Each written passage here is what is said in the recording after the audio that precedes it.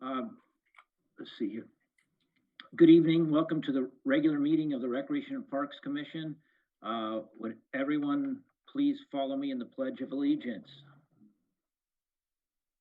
I pledge allegiance to the flag of the United States of America and to the republic for which it stands, one nation, under God, indivisible, with liberty and justice for all.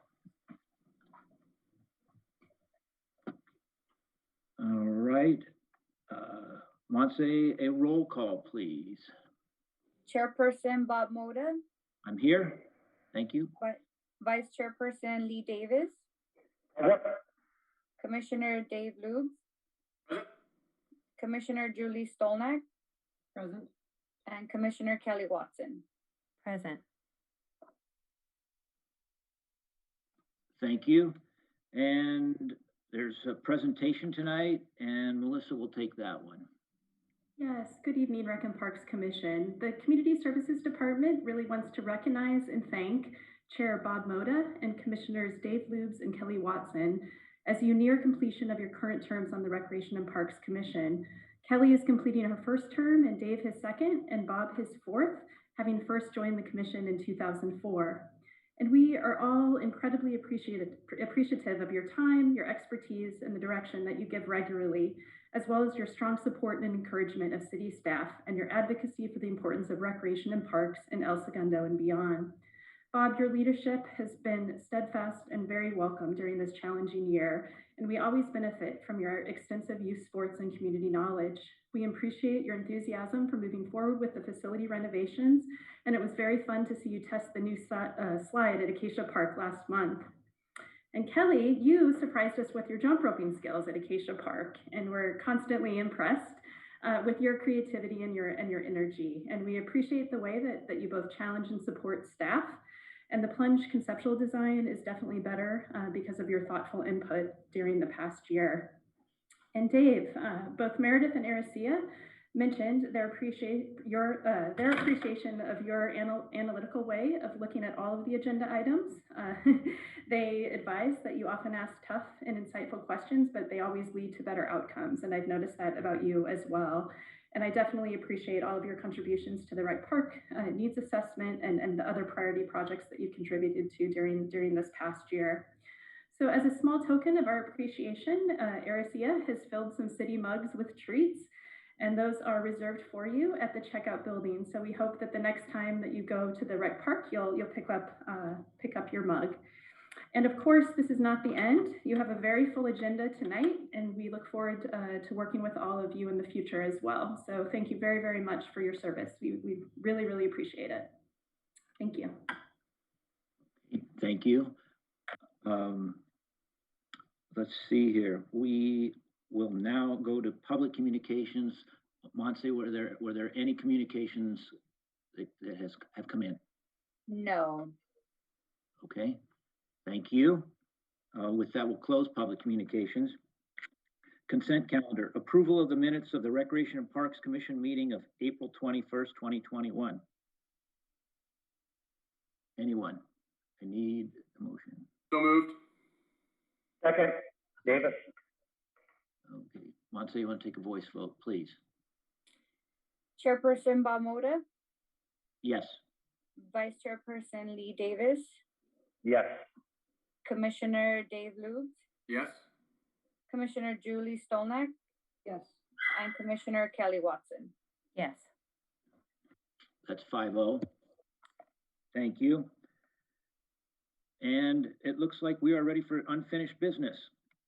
Consideration and possible action to approve the conceptual design and budget for the Urosari Swim Stadium, the Plunge renovation project. The recommendation is provide a recommendation to City Council to move forward with Mithman's preferred conceptual design for the Plunge. Yes, good evening, commissioners, and thank you for the time this evening. Indeed, the last meeting, Mithun came in and they did a presentation for the commission. There were some outstanding questions that I believe Mithun is returning to answer. Commission did ask that they return to this meeting to answer those questions and delve probably further a little bit deeper into the budget. There were some questions about the terrace, historical memorabilia, as well as a possible fire sprinkler system, and the budget, and maybe some additional options for the exterior.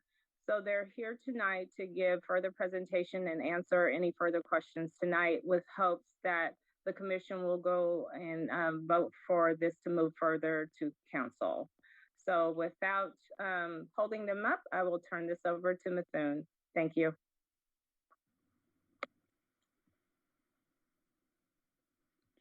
Thank you, Brescia. This is I'm Ming Feng, and I'm sorry I was not able to meet last at the last meeting, at the last presentation, and so I'm very happy to meet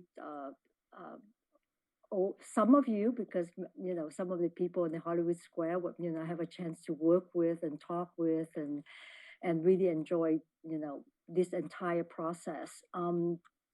So one of the things that that we would like to do today is to address some of your questions based on the last time, and I think that one of the things that clearly we have come to realize is that in the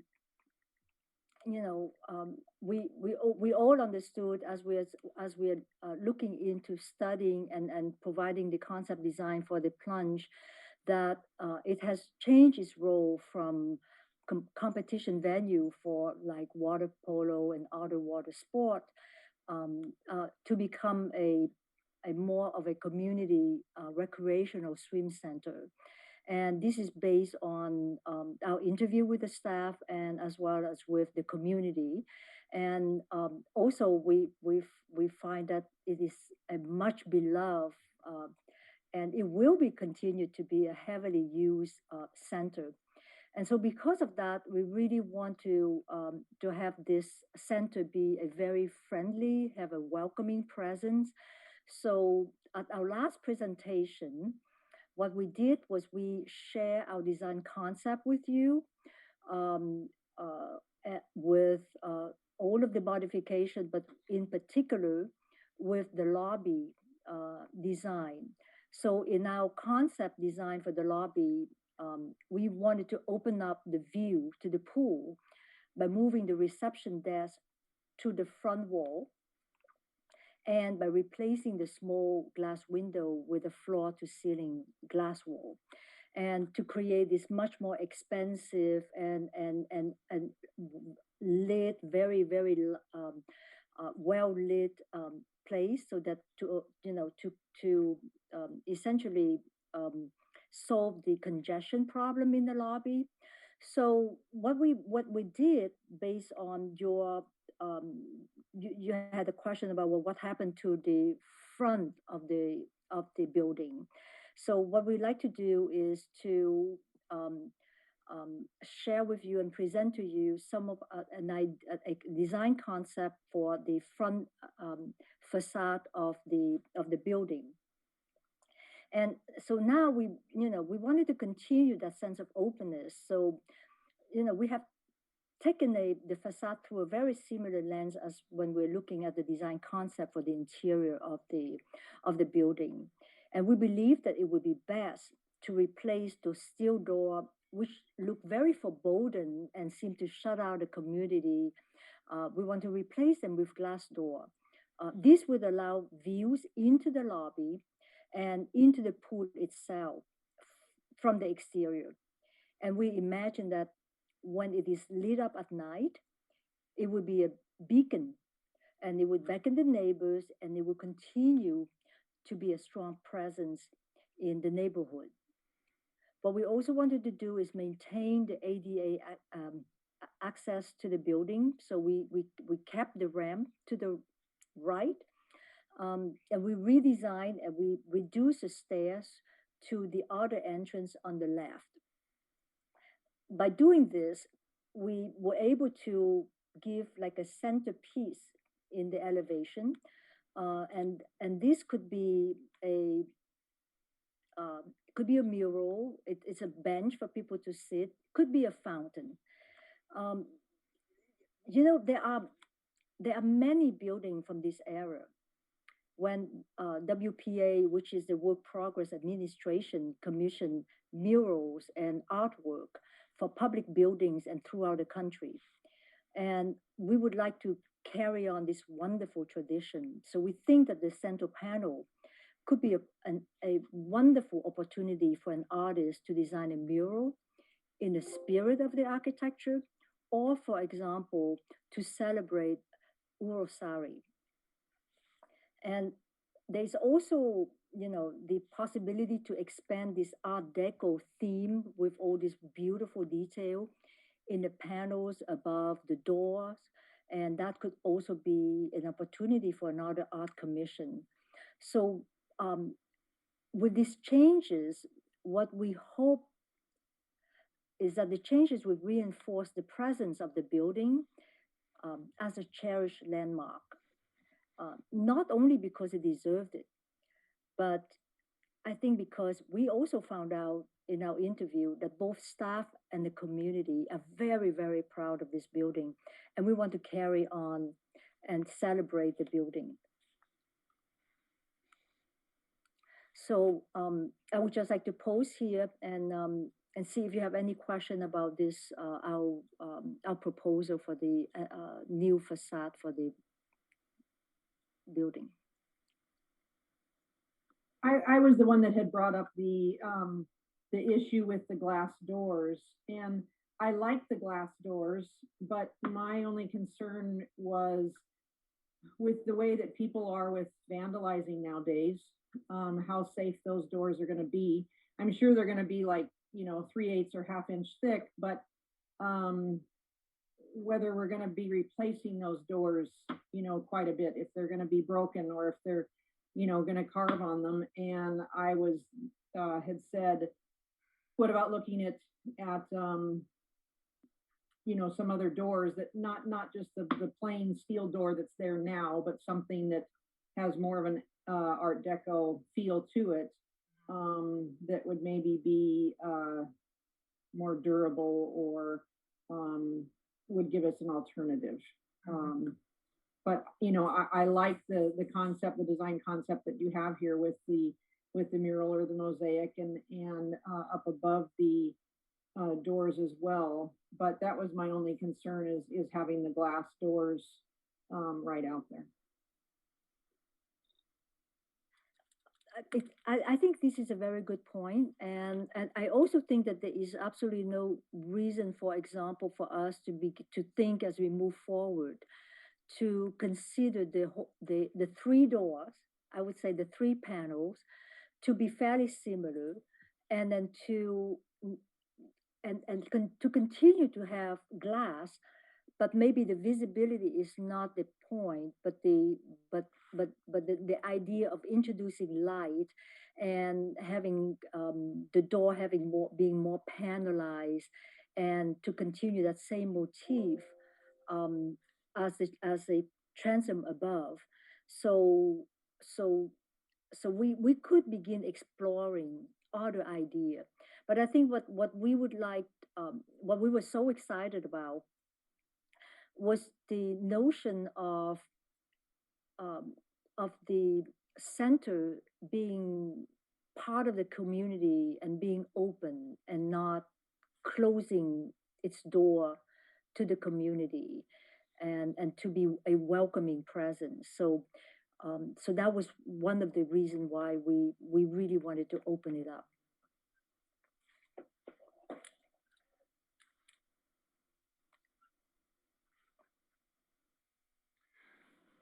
My question, may I, Bob?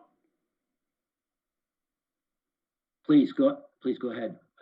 My question is an operational question. I think this looks really nice. Right now, both the stairs and the ramp lead to all three doors, which allows, depending on the weather and the size of the event, it allows staff to have just one door open and really control kind of where people are coming in and out. But this new concept, it looks like would require both doors to remain open at all times. And so I'm just pointing that out and asking the question to staff if that's at all a concern, that both in this drawing. You know, both doors have to remain open all the time. It looks like. I would just say to that, just logistically, we're not reducing the landing there by any means to the passage, because previously, if you look to the drawing on the left, there's a narrow passage at the top of the stair in front of the third door, so we can maintain that and still have the planter and the bench in front. We've pulled the planter and the bench away for that very reason. If there was a concern about, being able to cross the middle panel. So there's like a space between the plants and the mural, basically. Yeah, correct. Awesome. Thanks. That was my only comment, Bob. Thanks. Although I think it looks great. Okay, go ahead. Any other questions? Go ahead. Go ahead and continue. Okay, thank you. I think we're going to move into the next topic, and I think Darren could also address some of the other issue. But I think one of the things that we did not present to you was the budget. So Darren, as you're proposing the budget, then I think the issue about the sprinklers and everything would be addressed in that as well.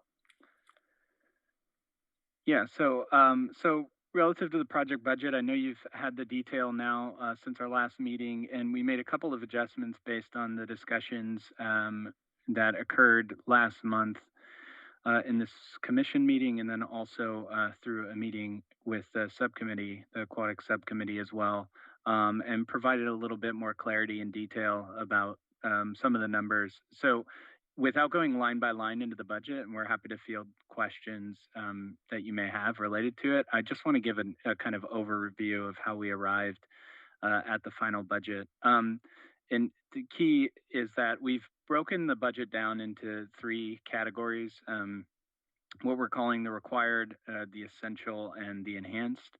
The required is through our early feasibility report, site analysis, et cetera, it was determining current code issues that are related not only to accessibility, but fire life safety, and critically pool health department issues. So that has to do with heating the pool, separate systems for mechanicals for each of the two pools, separating the pools, et cetera.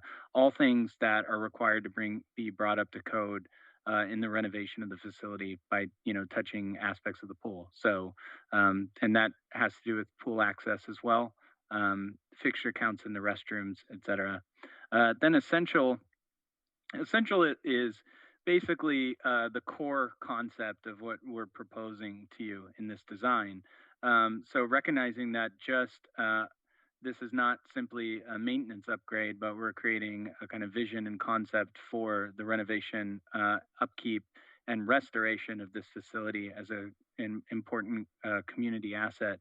So essential is just any of the design elements that are integral to the concept design and crucial to modernizing the facility, avoiding further deferred maintenance, and then meeting the needs of the community and programming initiatives in the future. And so we arrived at this bucket, the essential bucket, through our community outreach, surveys, discussions with staff, city staff, and stakeholders. And so identifying where the facility is, where it needs to go as far as programming, and then what changes to the facility would be required to address those wants and those needs and concerns from the community and stakeholders. And then finally, the enhanced is just a smaller portion of additional just key design features that really take the facility to the next level as far as design, modernizing, and then really just important features that have to do with maybe more cosmetics or tying the whole concept together.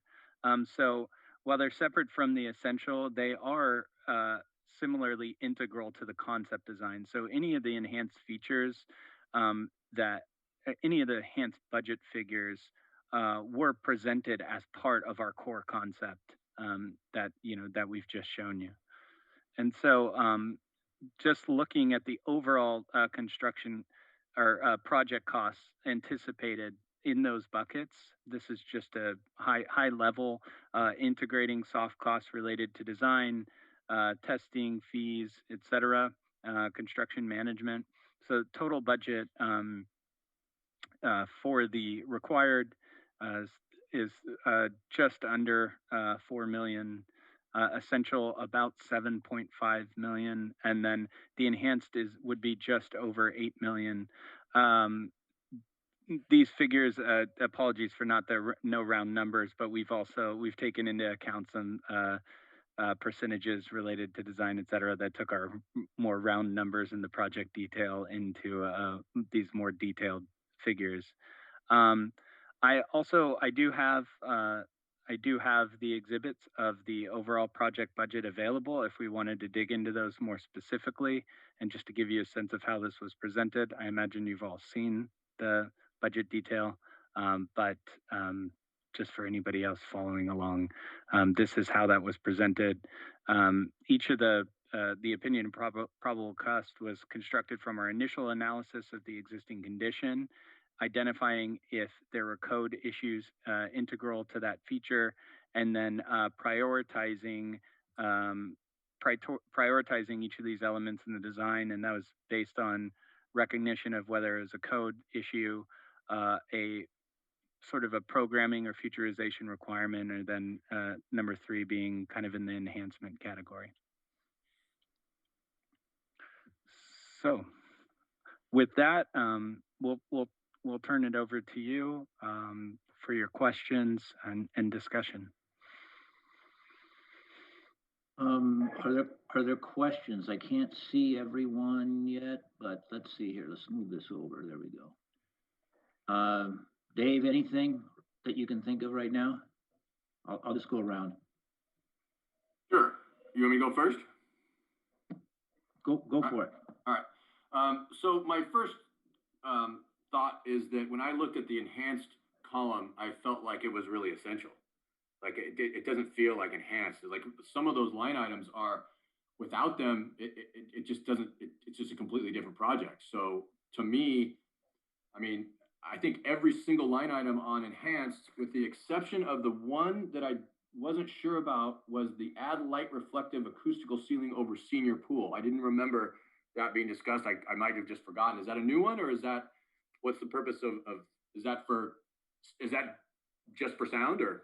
No, so, well, for 2 things, yes, it would create a more comfortable acoustic environment within the building, but it also would allow different lighting conditions that may, so essentially we could potentially service the pool with all artificial light indirect. And that's really critical because direct light over the pool can create glare in these facilities. And because of the existing condition of the roof, which has a sort of cross joist configuration, so there's cavities between the joists, it's not as conducive to indirect reflective lighting over the pool. So it would require, at least to create an all indirect configuration with the present ceiling, it would likely require additional lighting, more powerful lighting, which would create greater energy draws, which is not ideal. So the acoustic enhances that indoor environment, but it's not necessarily critical to lighting the pool, and it wasn't integral to the images that we've shown you are more conceptual in nature and don't get into that lighting detail. So but we also did call it acoustic because by providing that the ceiling, not only it will provide a light reflector and enhance the lighting, but it would also make the pool area, the senior pool area, better because it was damper the sound, and you would be able to hear, announcement and all of that much better. So I guess that's the only, that all makes sense. And in an $8 or $9 million project after escalation, 160 doesn't seem like that big of an item. So, but I mean, if I'm trying to find a spot on enhanced that could be cut, obviously that would be my first spot. Let me ask Melissa a question before I go on, Bob, and that is, what is the commission's responsibilities here as it relates to the budget? Are we supposed to be tearing this apart, or are we supposed to just say, gosh, this is awesome, and then it's city council's responsibility to figure out how to pay for it? That's a great question, and I'm really glad you asked it. I did speak about the budget with both the city manager and our chief financial officer, and they said it is absolutely not the commission's responsibility for figuring out how to pay for it. What they're really looking for is your input on the conceptual design and the needs assessment, and then is it within reason? Is the budget within reason? And then if council agrees that they want to move forward with this design, then we will figure out a way to find the funding. Thank you for that. No one ever thinks the budget is within reason, right? I mean, I'm sure if you showed this to the public, they'd be like, "What? You could build a castle with this much money," But unless you've been in construction recently, this actually did not surprise me at all. And it is interesting for the numbers that I had been hearing in terms of estimates. It's lower than some of the numbers that have been shared, out in the community. It seemed right in line with it. It's a lot of money. So I guess with that, Melissa, I'll say that this is awesome. It should all be included. Thumbs up. Hey, thank you. I'm going to go to Julie next. If you have anything you want to add, or thumb up it, or thumb down, or whatever. I don't really have anything to add other than I think it's time the city gets started. I mean, Okay. This project has been talked about for a long, long time now, and the plunge needs to be saved, and we need to move forward with it. So I think the design is great. I think the ideas that they have and the changes, I think, are all necessary. Well, thank you for that. And how about Kelly? Yeah, I think these guys have done just a phenomenal job. And, I want to go back and talk a little bit about the process too, because I think the process is really important for people to understand. And that is how inclusive it was, and how these folks have really brought in, all the little elements in the community feedback that you would think, oh, well, that's unreconcilable, we can't do that. And they have brought it in and come back to us with just such phenomenally creative ideas. And I just have to say, I couldn't be more pleased with how this process has gone, how inclusive it's been, and then obviously the final result. Thank you. And Kelly, was that it? Yeah, okay. Lee. I'll ask for Elias because I know he's going to ask. Is that, Darren, did we have a line item for a sprinkler system in here for the council to see? So I have a sprinkler contractor they promised to have it to me today, and I do have to apologize that I don't have that line item, but I will be able to follow up this week with a line item for the sprinkler system. There was one major the big ticket item for sprinkler systems is understanding the underground work and the access to the facility, and that's taken a little bit more time for this for our partners doing the estimate for us to get. So I can promise that you'll have it by the end of the week, but I don't have it in hand today, and I apologize for that. I will mention that, we, through discussions that, and I know Elias had them with the fire department, I'm sure he'll chime in here. It's not going to be a code requirement that the fire sprinkler system be installed in this building. But it really is a question, and that's why we initially didn't have it in our scope. But it will be a question as to whether or not that's meaningful and important to the community and council to integrate. Perfect.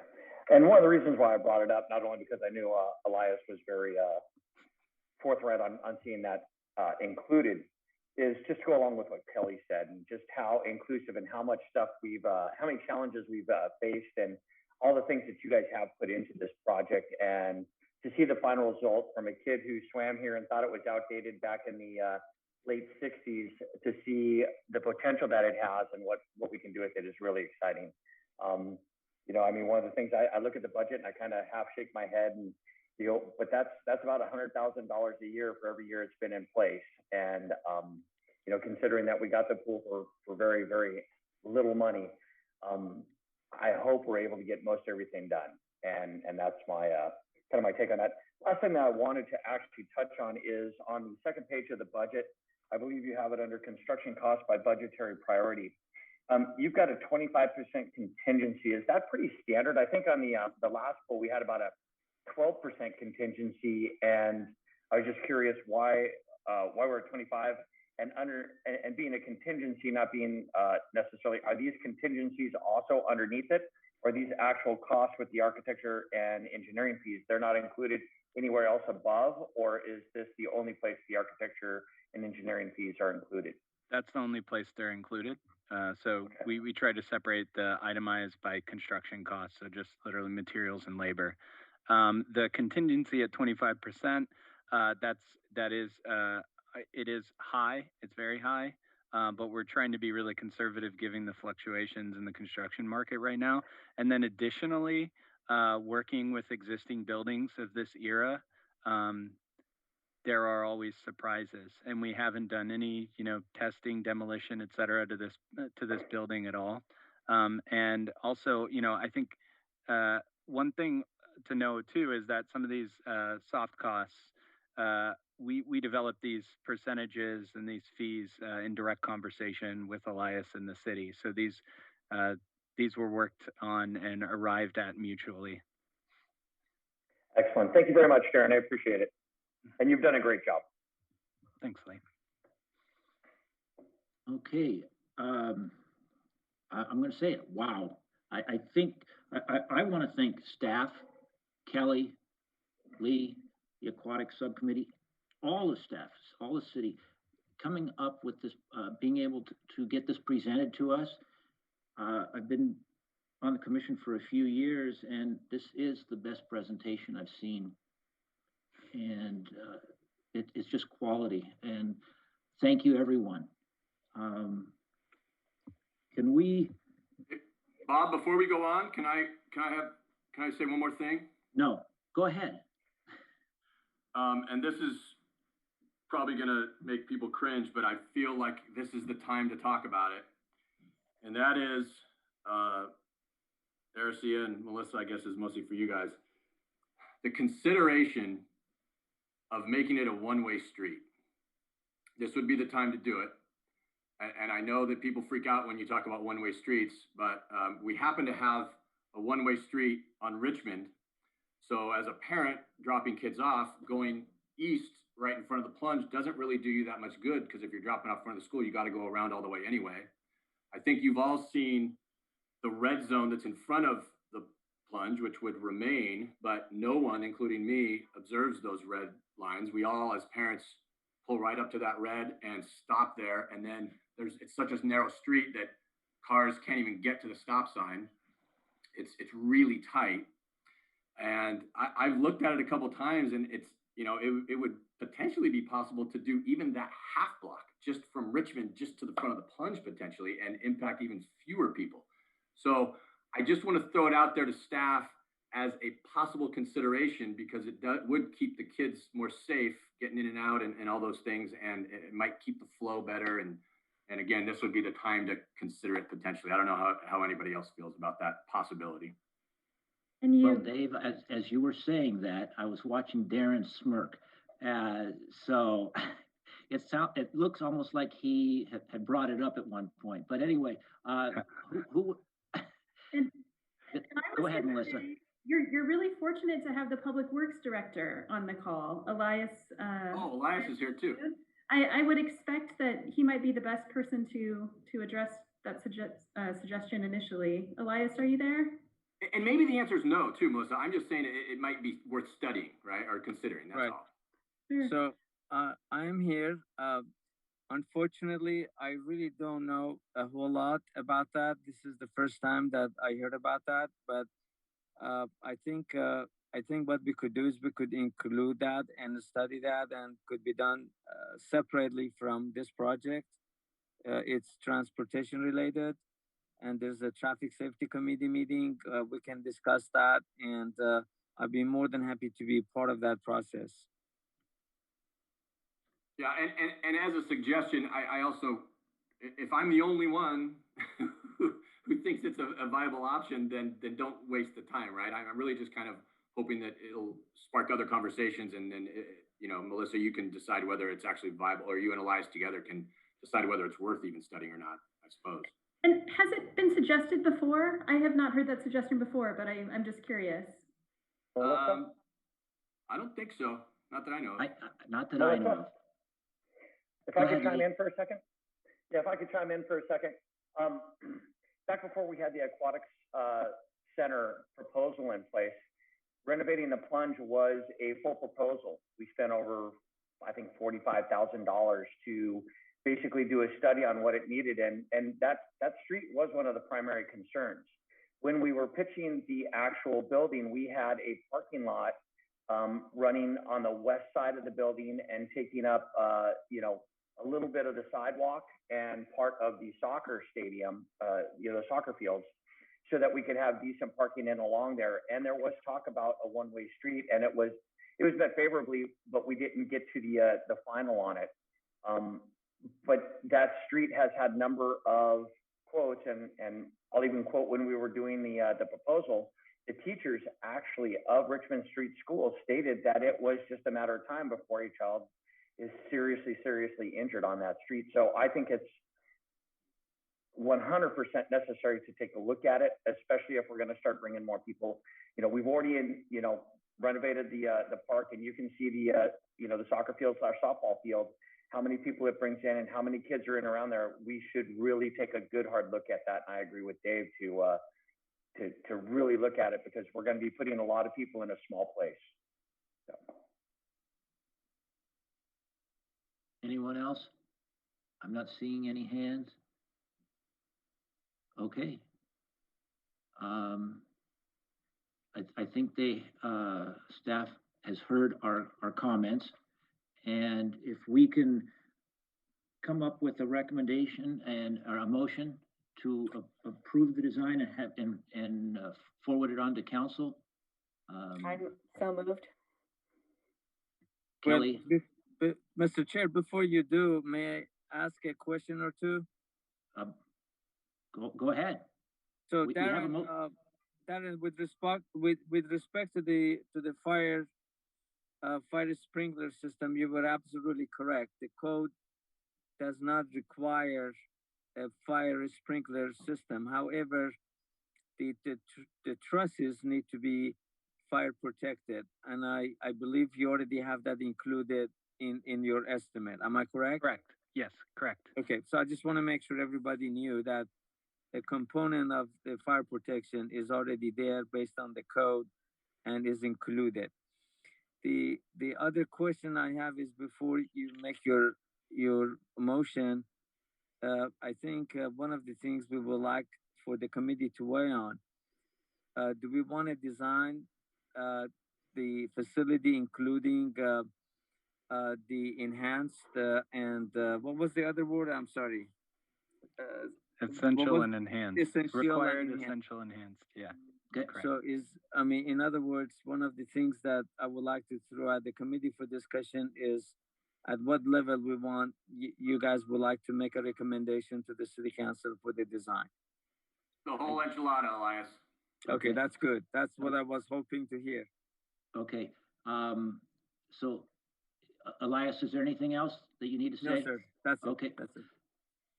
Kelly, could you restate your motion and in what level you want it to be? I motion to approve the design with, what did Dave call it? The whole enchilada. The enhanced. Enhanced. So that is the motion. Is there a second? I'll second it. Okay, so that was Julie that seconded it. Kelly's motion, Julie second. Montse, could you do a voice vote, please? Yes. Chairperson Bob Moda, Yes, definitely. Vice Chairperson Lee Davis, Absolutely. Commissioner Dave Lubes, Yes. Commissioner Julie Stolnak, Yes.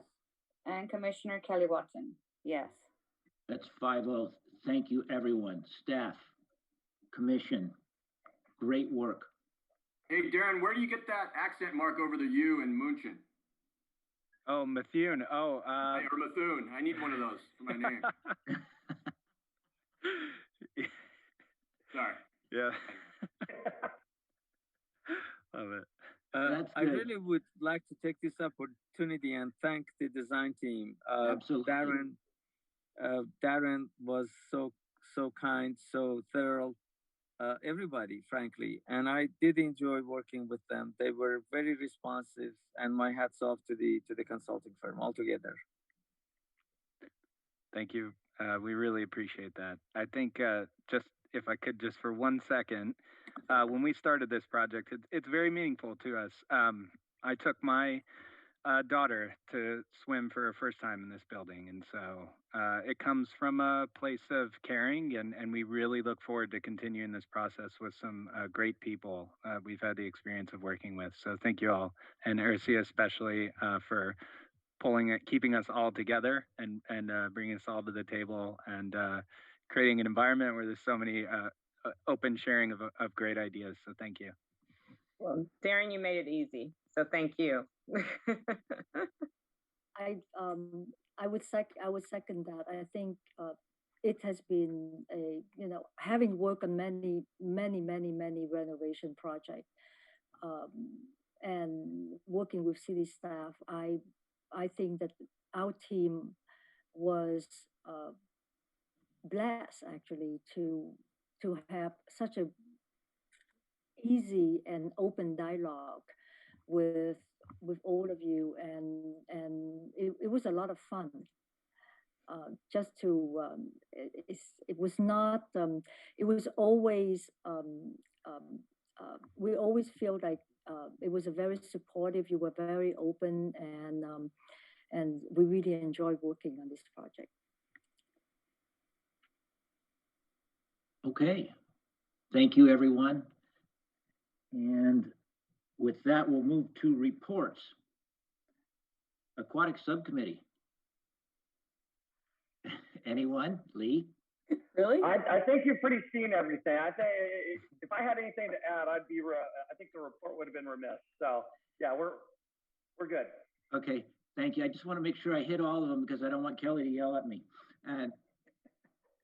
So we'll go to the Gateway Committee next, and that'd be Julie. Nothing on Gateway. Okay. Unless if Christopher has something to add, but last I reported it was falling with city manager to work on. So we have not met. Christopher, anything? No update at this time. Thank you, Christopher. Thank you, Julie. Transportation Subcommittee, Kelly. Our next meeting will be, thanks, Bob. Our next meeting will be June 7th. Okay, thank you for that. Youth Sports Council, Dave. Hasn't met, correct? Has not. Thank you, Dave. And we'll go to staff reports. Aracia. Yes, good evening again. You have my report. So there's really, I don't have anything in addition that I want to add, but good news, staff is back on site now. We all came back to work May 17th, and we're ramping up, getting ready for the summer. We have a lot of exciting things planned. So we're just busy, really busy. June is right around the corner. I believe the kids are out on June 11th. And we start right in on June 14th with all of our summer programming. So we're excited moving forward. But if you have any questions with regards to my report, I am here to answer them. Okay, I think Julie has one and then Kelly. So Julie, go first. Yeah, not so much a question, but a concern. I've heard from 3 families recently in the last week, and I've just heard them talking. They didn't contact me, but I've heard them talking, and these 3 parents represent 8 kids. Concerned about the fee increases at Rec Park with the classes and, even fees like, to use the pickleball and tennis courts. But the parents concerned about the cost increase or the cost of the classes and how they have always done classes, but now it's becoming a little unaffordable and they are looking elsewhere. And these 4 families have gone elsewhere. Like they have picked up, one family picked up tennis, I believe it is at St. Anthony's. And I mean, one of the fathers was talking about that I think tennis for his daughter, who's 4 right now, was going to run like $500. And he ended up putting her, I believe, at St. Anthony's, where it was much more affordable. And so I don't want us to start losing our families to outside entities, whether it's private or it's, other cities where they're going and signing up. But I have heard them complaining about, gosh, it just seems like the classes have gotten so expensive, we're going elsewhere. And that has always been, a nice thing with Rec Park, that, things have been affordable and our families can, participate. But I've heard they were just like, yeah, we're going elsewhere. Julie, can I ask, was this tennis specifically? Tennis and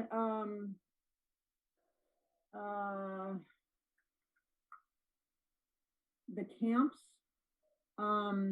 Somebody found a camp down in, they were going to have to drive down in Signal Hill that was like 1/3 of the cost. I think they were saying that our camp here for the week was 200 and something, and they were going to be able to do one for 3 weeks down in Signal Hill for much less money. So it's just, I know one was tennis, one was camps, and I can't remember what the other one was. But then also there's been a lot of, there was discussion also on Facebook on Parents Network a couple of weeks ago about the, if I want my kid to learn how to play pickleball or be interested in tennis, I don't want to have to pay to get on the court. I mean, how come the courts aren't open anymore to where somebody can just go on and play? We used to just be able to go out there and play, and people are like, it's, all seems to be locked down, and now you have to make a reservation and you have to pay, and they're just not finding the park to be as user friendly, I guess. Our courts should be open. Melissa, I don't know if you want to speak to fees and the way the fee schedule is structured every year, or with Sure. fee increases. Yeah, sure. So just a couple of ideas based on what you're saying, Julie. The good news is the courts are open for walk-in use again. They were not during the pandemic because we had to limit the numbers that were together, and so that we did have to filter through the checkout building in order to sign COVID waivers, et cetera. But since we've moved into the yellow tier, we've been able to open them up again. So community members have the choice of either reserving a court, or if space is available, walking on, without the reservation and the payment. So that's good news. That's what was in place, prior to the pandemic. So we've returned to that model. There hasn't been an increase in the court fees. Pickleball and tennis have remained at the $5 for the rec card fee. So in terms of the camps, my understanding from recreation supervisors is that there is a difference between the city-led program and the contract program. So the city fees for the summer, I don't believe have increased since last year. ARC, you can probably confirm that. Some of the contract camps may have gone up, and that those are negotiated, depending on what those are. So there is a tennis instructor who has a license to teach lessons at the court. And we are paid for those court rentals, but we don't control, I believe, the prices that he charges his own students. So there may be some instances where that's impacting the community's feelings about the fees. Eric, in terms of your question about the fee schedule, that is taken to City Council once a year, and there are proposals about what those fees should be, and then the City Council approves them for the next fiscal year. So that is in process. The trick about that one is the fiscal year has changed. So instead of how we have done it in the past from October through September, it shifted this year to July through June.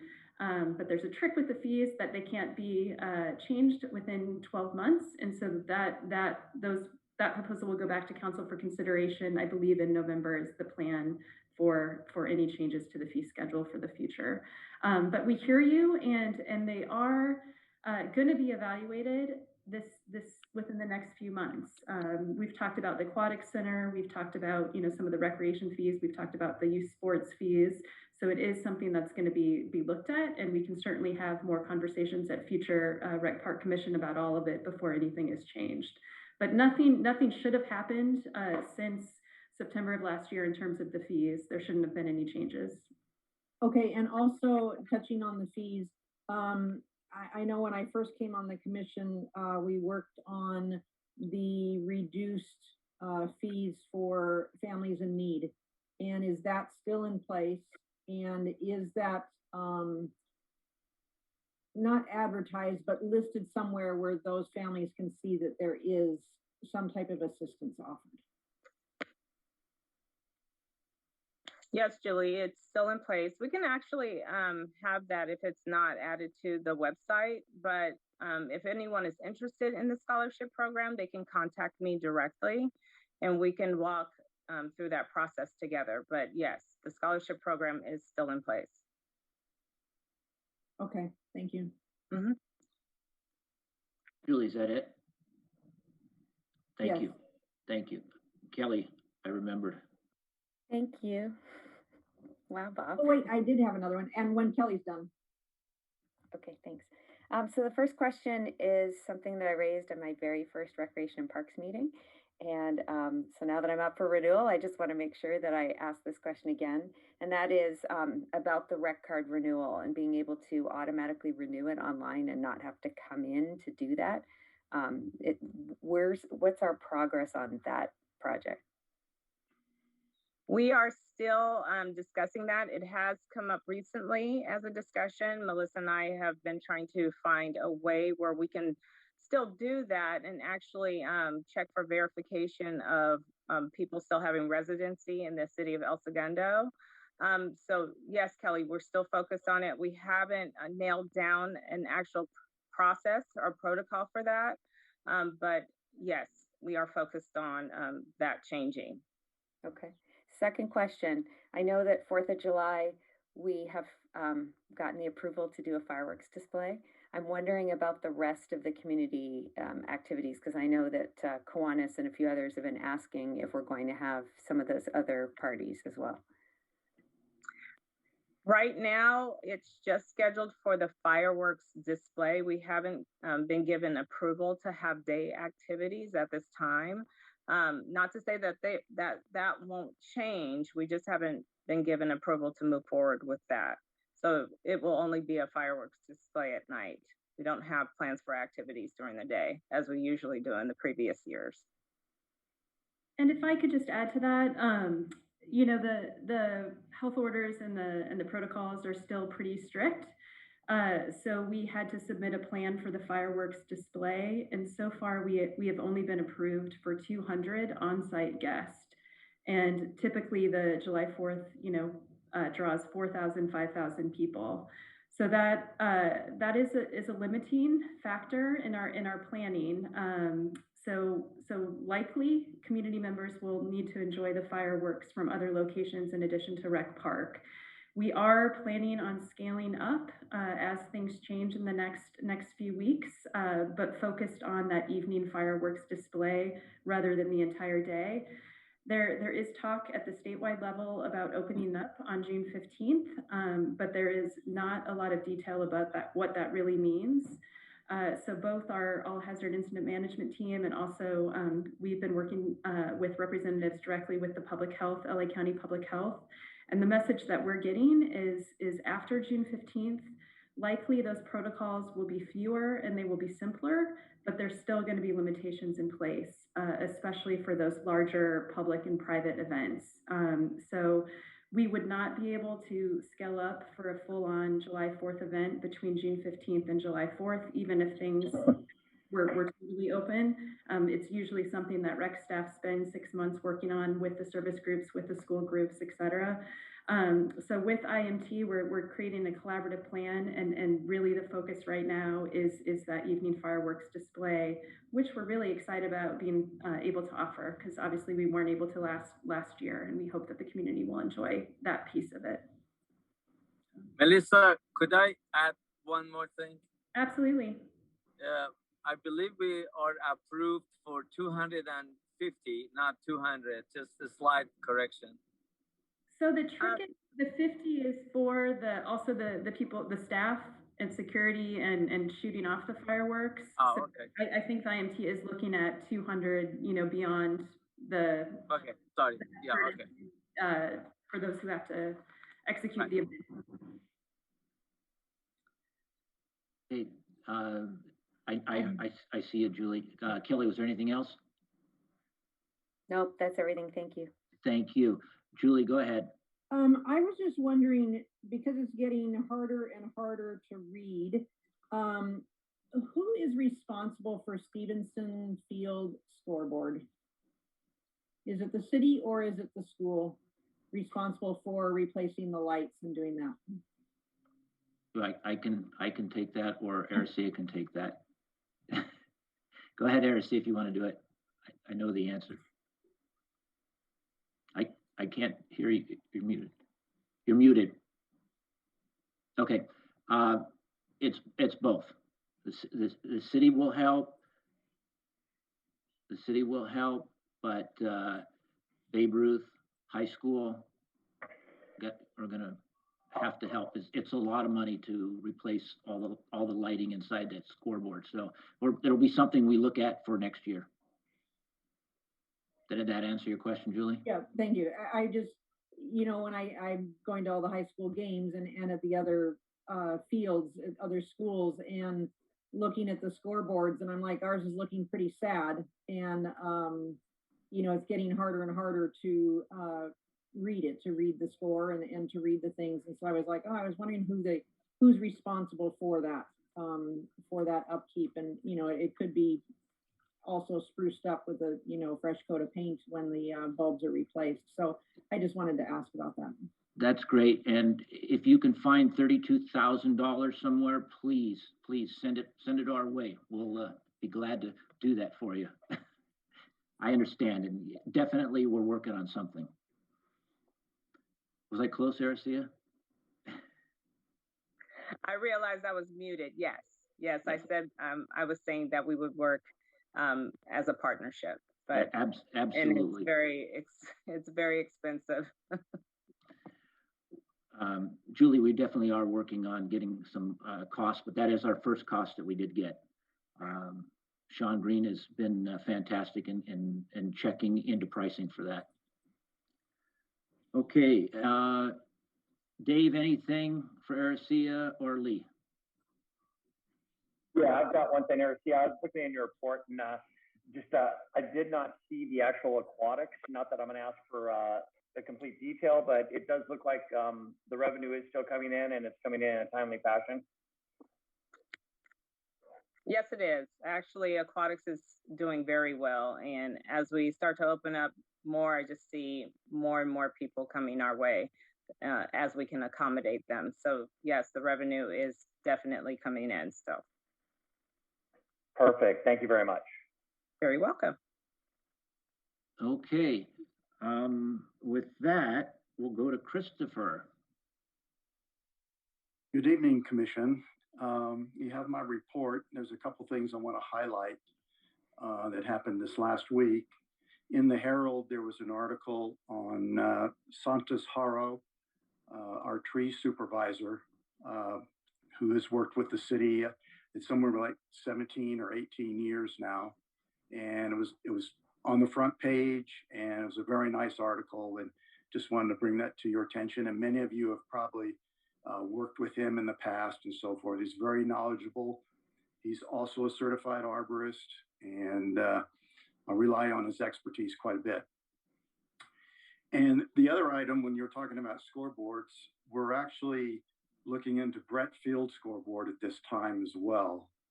So we're trying to get some pricing information on that. It seems to be in kind of the same state of affairs, if you will. We've been replacing some lights. We need to replace some more. And so we're working on that. The third item I kind of wanted to highlight or bring to your attention is it's on my report. I'm kind of asking for comments or feedback on an issue that came up here just fairly recently involving a wildlife, not feeding wildlife signage that was sent to us by a resident, went to the Public Works Department, was forwarded on to myself, and just kind of wanted to bring it up to the commission to see what you thought about it.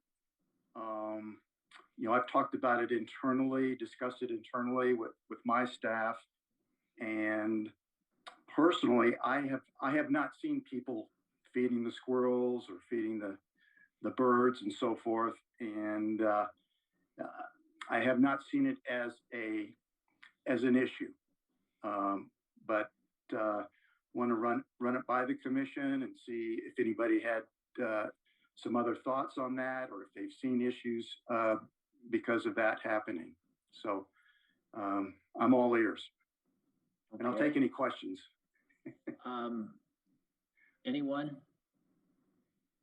Yeah, I would concur that I have not, I spent a lot of time in the parks, and I have not seen anyone feeding the wildlife. I'm not saying it's not happening, but the other, half of that is we have signs up about people not having their dogs off leash in the park, not picking up after their dogs in the parks. And on an almost daily basis, I can count every single time I'm in the park the number of dogs that are off leash and the number of piles of dew that are accumulating. So I'm not 100% convinced that another sign is going to do anything if we're not going to also invest in having staff walk around, having staff confront people. And I know we've been reticent to want to do that, but it is starting to create a not so great environment for walking through the park with your dog when other people's dogs are off leash.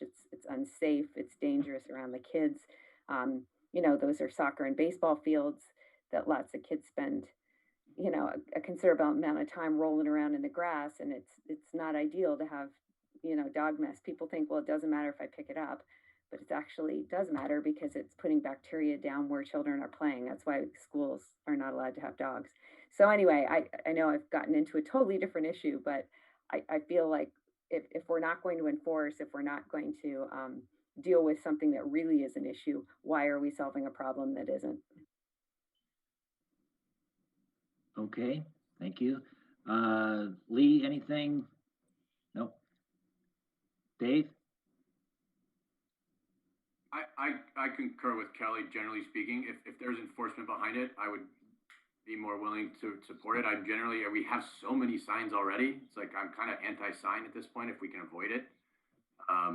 If it was a serious problem at that park, or at a particular park, then we might want to consider it. But I haven't seen it either. I'm not saying it doesn't happen, but maybe that resident could document, how many times it's happening, and if it's truly happening a lot, then maybe we would reconsider. But just based on one recommendation, I would probably say it's not enough to put up a new sign at this time. And then if we're going to do it at that park, probably should do it at all the parks, right? Like, why would we? Is it any different there than any other pocket parks and places where there are squirrels? So it kind of creates a bigger project. So I would agree with Kelly generally. Well, thank you. I think this is definitely a staff issue. Christopher, if you don't feel that it's necessary, and you don't, because you've said that at this time, if it becomes necessary, let's bring it back. But or if you feel it becomes, or staff feels it becomes necessary, bring it back and let's talk about it then. When your residents feed animals in their backyards too, it's kind of I'm not sure it would do that much. Yeah. So anyway, Christopher, that help out enough? Sure, perfect. And I'll take any other questions as well. Anybody have anything else for Chris? Julie, go ahead. Christopher, you know how I always bring up the medians on PCH. Watching the landscape guys, I don't know, probably 2 weeks ago on PCH, you know, weed whacking and cleaning up and all of that. But yet they're still not weed whacking the weeds that are growing up in the pavers closer to the signals. And we've got some weeds there right along, like in front of the hacienda that are in the pavers closer to the intersection, you know, that are like 8-10 inches high. And they could walk down there with their weed whacker and whack those weeds down on each of the medians. And you know, I mean, we still have the trash and the dead stuff in those medians. And you've said that the sprinkler line is supposedly, you know, broken under the highway there. But I mean, I definitely think our medians could look better than what they do, but at least get the weeds out of the pavers that are coming up all along there. And I think it's the worst part, I believe, is right there along, you know, Mariposa to Grand, really. Okay, thank you. All right, thank you. Melissa, we're going to do the director's report. Thank you. Thank you. And in addition to my written report, I'm hoping that most of you saw the community services email that went out yesterday that was highlighting many of the in-person activities that have been planned by the recreation team. And I did want to publicly thank every member of the rec staff for helping us get this far. If you didn't see the email, I'm just going to mention a few of the highlights because I'm hoping that you'll help share this information with the community. So El Segundo's first pickleball league is going to start tomorrow, and the city's co-ed softball league will return the week of June 28th. Hilltop Pool will open on Memorial Day weekend for weekend use until extended summer hours begin on June 14th. And registration for summer camps, as you've heard, it's opened, and there's been great community response. Both the Tiny Tot and the Camp Cowabunga are sold out, with the skate camp filling up quickly. Recreation Division is working on expanding capacity for the camps and adding other options as staffing, LA County guidance, space, and the contract camps allow. Picnic reservations, block party, and special event permits are being accepted again via the Rec Division. And as I mentioned, all sports courts are open for both reservations and walk-ins. And so that includes basketball and volleyball. Racquetball is now open, tennis, and pickleball. And beginning June 1st, the skate park will be open from 10 a.m. in the morning to sunset every day. Although we do plan to have a few hours of supervised skate every week. That's something that we learned over the pandemic, that is welcome for some of the younger kids and the families. That was Rachel Cummings' recommendation. So we're gonna try that. We are also planning, in addition to July 4th, summer concerts for July 11th, July 25th, August 8th, and August 15th. And there will be more updates to come, you know, based on how we're going to be able to pull that off. But that is the current plan, which is exciting. And then if you don't mind, I did want to share just one new arrival on the library side. I'm just going to share my screen really fast. Hopefully it's up. This is a new Artemat that we received. It's a converted cigarette vending machine, and for $5 you can get an original piece of art. And so right now there's art from artists across the country, and we hope to someday soon include some local artists as well. So it's just kind of a neat thing that we've added in the library. And reservations are no longer needed, so we hope that you'll stop by soon if you haven't had a chance to get back in there as well. And that is it, unless anybody has any questions. I'm looking around, I'm not seeing any Lee. Lee, go ahead. Yeah, real quick, Melissa, we're starting back up. I noticed that, you said that Hilltop's going to be open again. And are we going to be able to get swim lessons? I know that we're still in COVID. Is that allowed or not allowed? And are we able to start actually formulating it, or do we have an idea on how that's going to go? It is allowed, and Linnea is coming up with a plan for lessons both at Hilltop and the Aquatic Center. And there will be an aquatics camp at the Aquatic Center, as well as water aerobics and adaptive swim lessons also. So a full plan for summer, both at Hilltop and at the Aquatic Center. Excellent. I'm excited to hear that. Thank you very much. And longer hours at Hilltop than in past summers because the plunge is remaining closed. So that's good news too.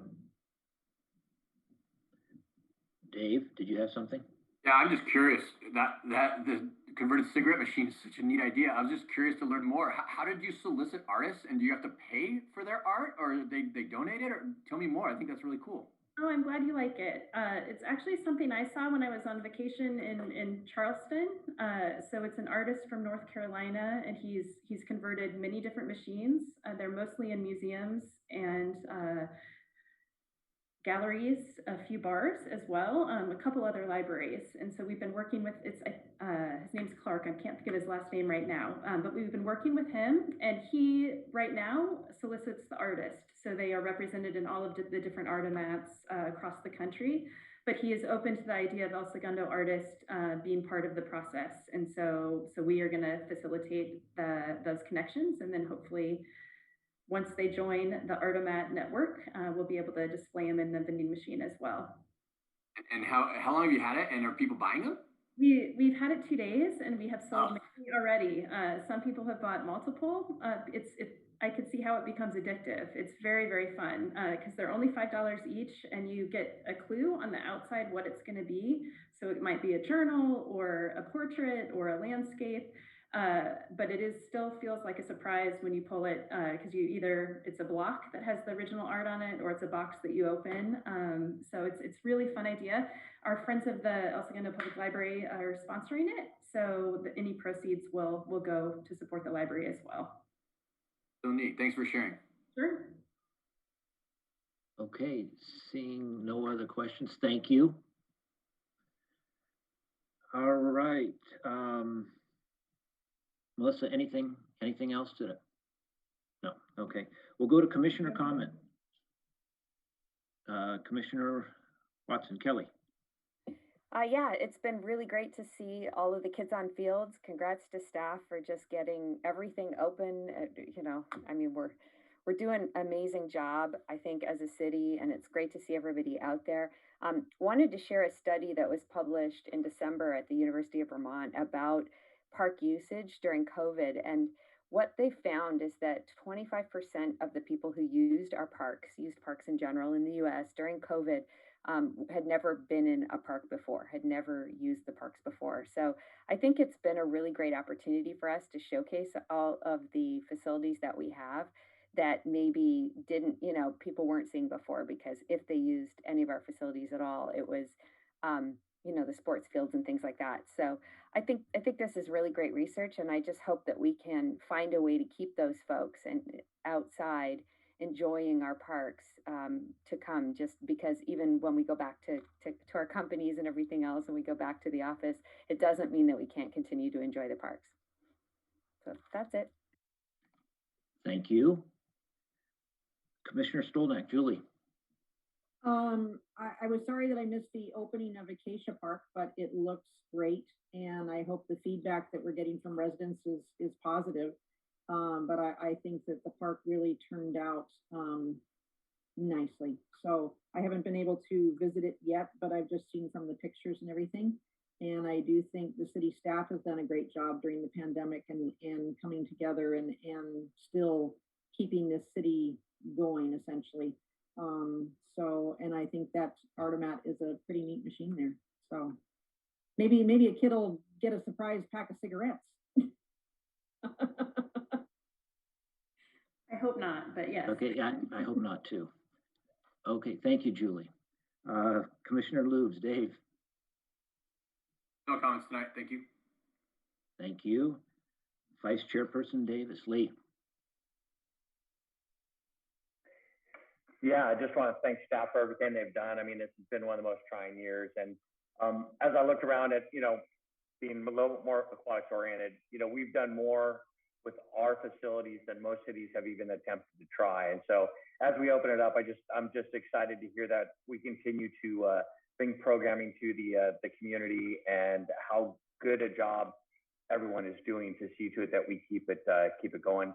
And just on Christopher's point, Santo Haro, I've had 3 or 4 interactions with him, and he's absolutely phenomenal. And to find out he's a certified horticulturist, is it horticulture? Is it? Anyway, I've been very happy with him, and he's awesome. And I'm glad to see that he got some publicity in the Herald. And that's about all I have. Thank you. I think that's certified arborist.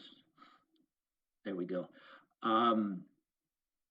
Julie, thank you for bringing up Acacia Park. Absolutely phenomenal. The park is great work staff. My 2 grandsons love that park. So it was fun, and it was fun going down the slide also. It's been my honor and pleasure to serve on the commission with all of you. And my 16 years, I'm still learning. 16 years on the commission, I'm still learning from staff, and thank you, staff. It's fun. Sometimes most of the time we agree, but not all the time, and that's why we're here. So thank you to all of you. Staff, you make it easy. You give us the information we need, and then we make a decision from there. So thank you for everything you do. And with that, we'll adjourn to the next regular meeting on June 16th, 2021 at 6 p.m. Thank you, everyone. Thank you.